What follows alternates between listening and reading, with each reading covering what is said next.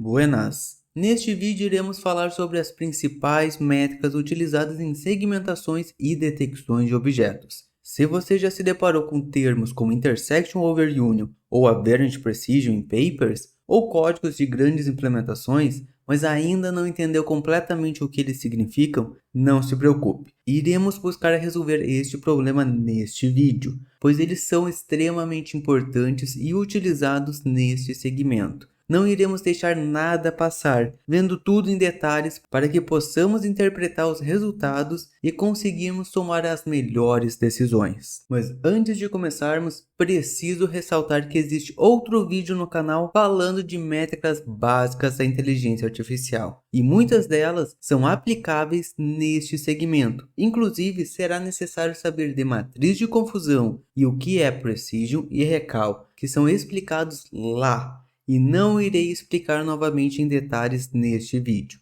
Caso não tenha assistido e precise melhorar seu conhecimento nelas, deixarei o link na descrição abaixo. Então, se você está confiante, vamos lá. Iremos começar dando uma olhada no Pixel Accuracy, que não é à toa, mas ele funciona muito parecido com a métrica Accuracy, mas desta vez em escala de pixels.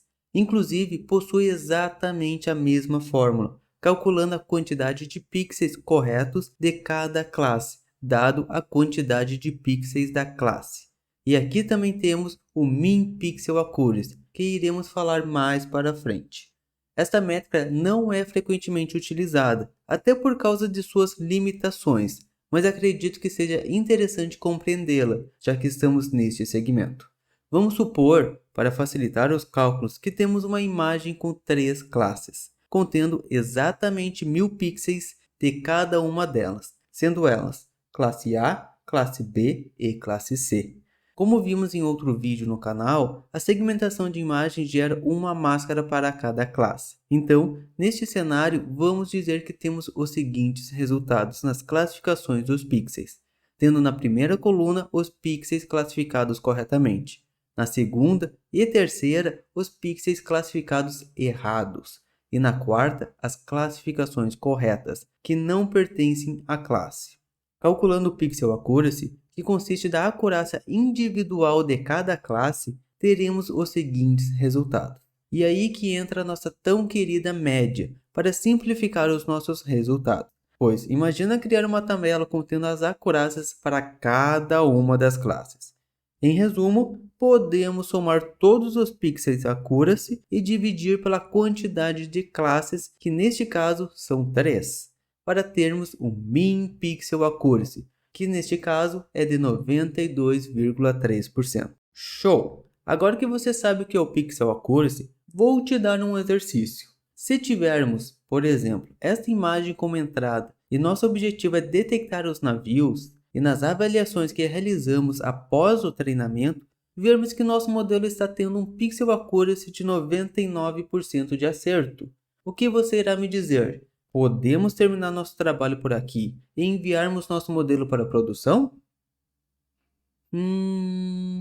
Espero que a sua resposta tenha sido não, ou pelo menos um grande depende. Caso você já tenha olhado outro vídeo que falamos de métricas básicas na inteligência artificial, já comentamos das limitações da Accuracy, e o Pixel Accuracy segue exatamente o mesmo problema. Pois, neste caso, o nosso modelo retornou a seguinte imagem como resultado, sendo que o correto era esta imagem da direita. Como podemos ver, o modelo não classificou nenhum dos navios e disse que tudo faz parte do fundo da imagem.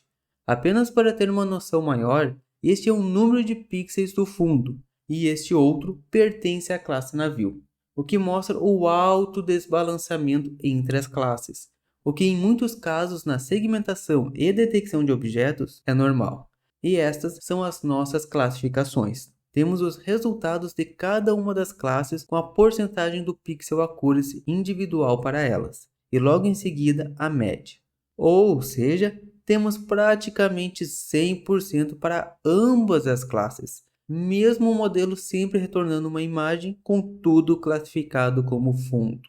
Particularmente, não lembro e até busquei alguns papers mais recentes, mas não identifiquei nenhum que tenha apresentado resultados do Pixel Accuracy. normalmente são utilizados as próximas métricas que iremos ver. Apenas optei por apresentar o Pixel Accuracy por ser uma possibilidade de se utilizar. Talvez em algum cenário mais específico ele venha a ser uma boa opção. Assim como, caso você se depare com ela por aí, saberá como interpretá-la. Outra métrica que temos, e que desta vez é muito utilizada, é a Intersection Over Union, ou simplesmente a sigla IOU. Por fins de curiosidade, na literatura também pode ser chamado de Jaccard Index, mas eu diria para não se preocupar com este nome, já que é extremamente difícil alguém utilizá-lo, pelo menos sem mencionar também o nome Intersection Over Union. Porém, o contrário é normal, e aprender a sigla IOU é extremamente recomendado. Esta métrica retorna um valor entre 0 e 1, calculando a sobreposição entre o resultado do modelo e o valor verdadeiro, onde resultados próximos de 1 significam que das localizações realizadas, o modelo está tendo resultados próximos do valor real. Caso você não esteja por dentro desta área, esta caixa que temos ao redor dos objetos são chamados de bound box, ou em português de caixas delimitadoras, e elas consistem das regiões onde o objeto está localizado, e sim, eles sempre serão quadrados ou retangulares. Voltando para nossa métrica, podemos ver nessa imagem o cálculo que é realizado, onde é calculada a quantidade de pixels que existem em comum entre o boundbox real e o boundbox previsto pelo nosso modelo. Neste caso, essa interseção está representada na cor cinza, e este valor é dividido pela soma da união dos dois boundboxes, o que resulta na seguinte fórmula, tendo a interseção dividida pela soma da interseção com o que ficou faltando do boundbox verdadeiro e o previsto. Então vamos trazer para um exemplo para ficar mais fácil de entender. Vamos dizer que o valor real é o retângulo verde e o laranja é o resultado do nosso modelo. Para simplificar nossos cálculos, vamos dizer que a interseção possui 100 pixels, sobrando, ou se preferir, tendo como erro 10 pixels no nosso boundbox previsto e 15 do real. Para calcularmos o Intersection Over Union, vamos adicionar estes valores na fórmula, tendo 100 dividido por 100 mais 10 mais 15, resultando em 80%. Ou seja, nosso modelo consegue localizar 80% do campo do objeto, e os 20% restantes correspondem a momentos que o modelo ignorou parte do objeto ou que adicionou parte da imagem que não pertence ao objeto desejado. Já o Mean Intersection Over Union, ou pela sigla MIOU, acredito que você já esteja imaginando. Primeiro iremos calcular o IO de cada uma das classes na imagem, depois somar os resultados e fazer a divisão pela quantidade de classes que existem na imagem, exatamente como vimos no Mean Pixel Accuracy, o que irá resultar na média que nosso modelo apresentou na localização dos objetos. Ou seja, esta métrica é interessante para sabermos se os boundbox ou as segmentações estão próximas do desejado. Trazendo esta métrica para o exemplo dos navios que vimos no Pixel Accuracy, vamos calcular nosso Intersection Over Union. Nesta tabela, temos os resultados, conforme tínhamos visto anteriormente. Neste caso, podemos ver que o resultado foi de quase 100% para o fundo, mas de 0% para a classe navio, resultando em uma média de aproximadamente 50%. Dessa forma, mostrando melhor que nosso modelo não está apresentando bons resultados. Inclusive, podemos ver que o Intersection Over Union consegue lidar muito melhor com classes desbalanceadas em comparação com o Pixel Accuracy. Ou seja, enquanto o Pixel Accuracy considera somente o True Positive e nos retorna quantos pixels estão corretos ignorando os erros, o Intersection Over Union nos retorna o quão preciso as localizações dos objetos estão, considerando os True Positive e False Positive e Negative. Gostaria apenas de ressaltar, pois já havia algumas confusões por aí, como são realizados a média dos resultados. Bom, eles sempre irão funcionar da seguinte forma. Quando falamos, por exemplo, apenas de Pixel Accuracy, significa que estamos falando do resultado de somente uma classe. E quando falamos Mean, estamos falando em somar o resultado individual de cada classe e dividir pela quantidade de classes. Não podemos confundir com pegar a soma dos pixels de todas as classes e fazer a média. Outro ponto, nem sempre iremos ver os autores mencionando o min, pois quando falamos de múltiplas classes, já é automaticamente assumido que está sendo feito a média de todas elas.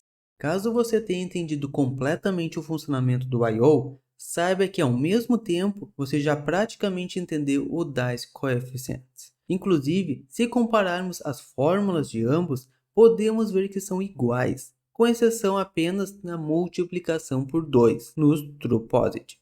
Assim como o I/O, o Dice possui o objetivo de calcular a sobreposição entre o valor previsto e o real. Porém, o Dice está mais preocupado com as detecções reais e não necessariamente com os erros.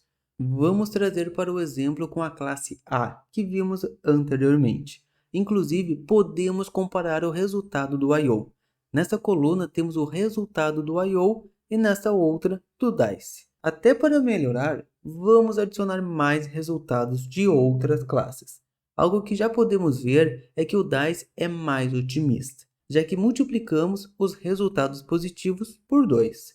Fora isso, não temos mais diferenças. Aí podemos nos questionar. Ok, mas por que devemos utilizar um ou outro? Se ambos possuem o mesmo objetivo de calcular a interseção entre o resultado e o valor real?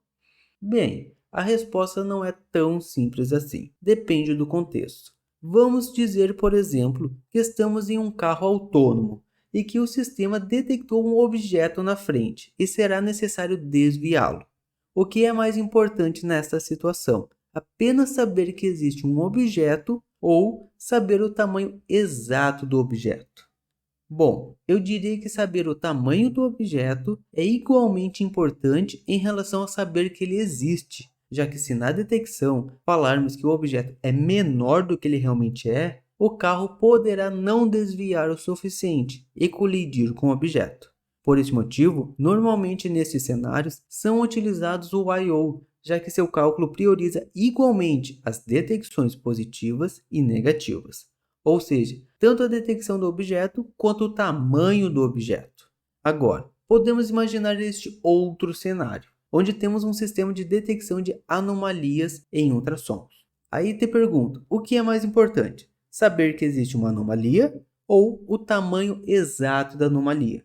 Bom, neste caso, claro que depende do cenário, mas o primeiro passo é saber que o paciente possui alguma anomalia, chamando a atenção do médico para ele dedicar uma atenção maior para aquela região. Ou seja, neste caso, estamos mais preocupados em saber que ela existe e mais ou menos onde ela está localizada, podendo ser um pouco maior ou menor em relação à detecção do nosso modelo. Em resumo, se é igualmente importante saber que o objeto existe e seu tamanho real, pode ser utilizado o I/O. Mas, se é mais importante detectar o objeto sem perder drasticamente a precisão do tamanho do objeto, o Dice Coefficient pode ser mais apropriado. Apenas por curiosidade, o Dice também pode ser utilizado como cálculo de perda, com algumas pequenas alterações, mas não irei entrar em detalhes neste vídeo, pois não é o propósito. Agora sim, vamos ver uma das métricas mais utilizadas neste segmento, a Vanishing Precision, ou simplesmente AP. Apesar do nome, não é exatamente a média de precisão. Para um entendimento completo, precisamos saber o que é Precision e Recal, mas que não irei entrar muito em detalhes, pois já foi apresentado isso no vídeo de métricas básicas, inclusive utilizando um exemplo de detecção de objetos. Apenas para resumir, o Precision verifica se o modelo sempre classifica corretamente. Já o Recal verifica se o modelo classificou todos os objetos que deveriam ser classificados.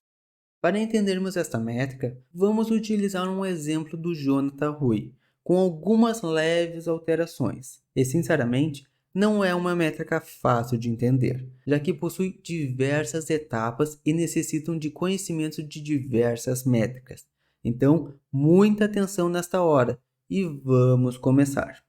Mas antes de tudo, precisamos definir dois valores. Um deles é o threshold para a confiança.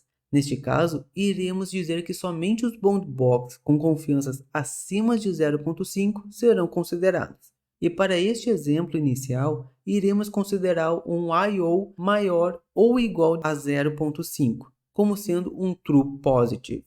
Com os thresholds definidos, podemos pular para esta imagem, onde temos algumas classes, mas para simplificar, iremos utilizar somente a classe maçã.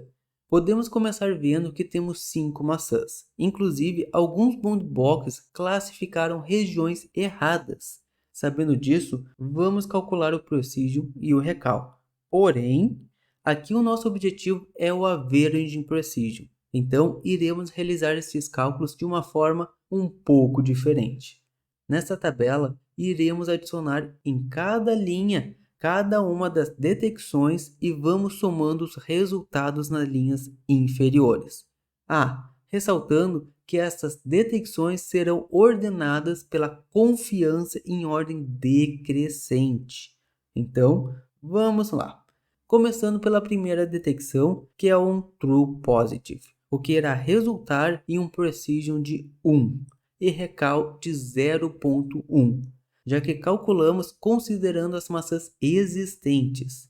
Depois, vamos para a segunda detecção, o que também é um true positive, fazendo o precision continuar em 1 e o recal subir para 0.4. E seguimos isso para as outras classificações, o que vai alterando o precision e o recal, conforme vamos analisando as novas detecções. E agora que temos o precision e o recal acumulados para todas as detecções, podemos transformar isso em um gráfico chamado Precision Recal Curve para melhorar a visualização, onde iremos ter a precisão no eixo Y e o recal no X. E nosso objetivo será calcular a área sob a curva de Precision Recal, também conhecido pela sigla AUC. E como fazemos isso? Bem, primeiro temos que ver os valores que iremos utilizar. Em resumo, isso depende das regras das competições adotadas nos papers. Neste caso, iremos utilizar o 2007 Pascal-Vogt, que consiste de pegar 11 pontos deste gráfico. Ou seja, iremos pegar o valor do precision que possuem os valores de recal de 0.0, 0.1, 0.2 até o 1.0. Porém, não é só pegar o valor do precision. Iremos sempre considerar o valor do precision mais alto daquele ponto para frente, igual a este gráfico, onde podemos ver que no recal 0.5 temos um precision de 0.45. Porém, se olharmos mais para frente, o maior precision existente é o 0.57. Por este motivo, o ponto que iremos pegar no recal 0.5 também será de 0.57. E o mesmo ocorre para o recal de 0.6, 0.7 e o próprio 0.8. E bom, chegando ao fim, podemos calcular o valor sob a curva, que consiste de somar todos os 11 pontos com os valores do precision que pegamos e dividir por 11, que são os 11 pontos que pegamos para realizar a média, o que irá nos resultar no average precision de 75%. E assim como os outros casos, temos o mean average precision, que consiste de fazer exatamente as mesmas etapas para as outras classes, os quais podemos considerar os seguintes resultados de average precision para cada uma delas, apenas para simplificar. Então, basta somá-los e dividir pela quantidade de classes, resultando em 73% de mean average precision. Se você acha que acabou por aqui, saiba que estamos apenas começando. Não, eu estou brincando. Não estamos começando, mas temos alguns pontos importantes que ainda precisamos falar do average precision. Para isso, podemos ver uma das tabelas de resultados do detector de objetos chamado YOLO V7. Como podemos ver, existem alguns tipos de average precision, mas caso você já tenha entendido o que falamos até agora, não será muito difícil de entendê-los. Este val é apenas para indicar que consiste do dataset de validação. Então, vamos ignorá-lo. Para entendermos estes valores superiores, temos que ver quais regras foram utilizadas para realizar seus cálculos. Neste caso, está sendo utilizadas as regras apresentadas pelo dataset MS-COCO, que podemos ver aqui. E existe um ponto que precisamos mencionar. Lembra que na Precision Recall Curve, que pegamos 11 pontos do gráfico? Pois então, nas regras do MS-COCO serão utilizados 101 pontos, também igualmente distribuídos entre eles. Já o AP significa que para cada classe será calculado o True Positive utilizando um threshold para o I/O de 0.5 até 0.95, subindo de 0.05 por 0.05. Ou seja, no exemplo que realizamos anteriormente para a classe de maçã, iremos realizar todo o procedimento considerando o threshold de I/O de 0.5, assim como fizemos nele, porém dessa vez pegando os 101 pontos da curva. Depois iremos fazer tudo novamente, mas desta vez para um threshold de 0.55. Depois, novamente para 0.6. E assim até chegar em 0.95, para então somarmos os valores e realizarmos a média entre todos os thresholds. Aí sim, iremos ter os resultados do AP para a classe maçã. Já o AP com valor de 0.5 em cima, significa que será calculado somente para o threshold do I/O de 0.5, e a mesma ideia para o 0.75. Já o Small, Medium e Large se referem ao tamanho dos objetos, ou seja, iremos calcular o AP somente para os objetos que possuem estes tamanhos, permitindo saber como o modelo se comporta para cada uma dessas categorias. E essas outras métricas não irei entrar em detalhes, até porque, sinceramente, nunca vi elas sendo utilizadas e encontrei poucas informações para ter um entendimento claro sobre o assunto. E apenas para finalizar, também podemos encontrar estas duas situações. Neste caso, esta é a tabela de resultados do sistema de segmentação semântica chamado Intern Image. Neste caso, o B significa que os cálculos de I/O para saber o que é True Positive foram feitos considerando o Bound Box e o M considerando as máscaras, ou seja, os pixels. E, inclusive, recentemente temos um novo dataset chamado de Elvis, utilizando as seguintes métricas, onde neste caso ele está priorizando o Average Precision das máscaras. Então, esses 4 primeiros são relacionados às máscaras, e o R significa objetos que aparecem em menos de 10 imagens, C de 11 a 100 imagens e F em mais de 100 imagens. E bom, o BB, neste caso, se refere aos cálculos utilizando o I/O do Bound Box. E antes de finalizar, só gostaria de relembrar o que comentamos anteriormente. É comum ver situações utilizando o MAP e somente AP. Teoricamente, o AP seria de somente uma classe e o MAP a média de todas elas. Mas essa ideia foi meio que abandonada. No fim das contas, sempre serão a média da soma dos resultados de todas as classes. Apenas alguns autores utilizam uma nomenclatura e outros outra. Agora sim, chegamos na nossa conclusão. Espero que eu tenha conseguido explicar e ilustrar o suficiente para um bom entendimento dessas métricas que são extremamente comuns na segmentação e detecção de objetos. Pois realizar um treinamento sem saber o que é I/O ou ler um paper sem compreender o que é o Average Precision podem dificultar nas decisões que serão tomadas para resolver nossos problemas, pois cada uma delas possui suas próprias características, sendo apropriadas para contextos diferentes. Com isso, podemos finalizar por aqui. E quem sabe, até a próxima. Pois.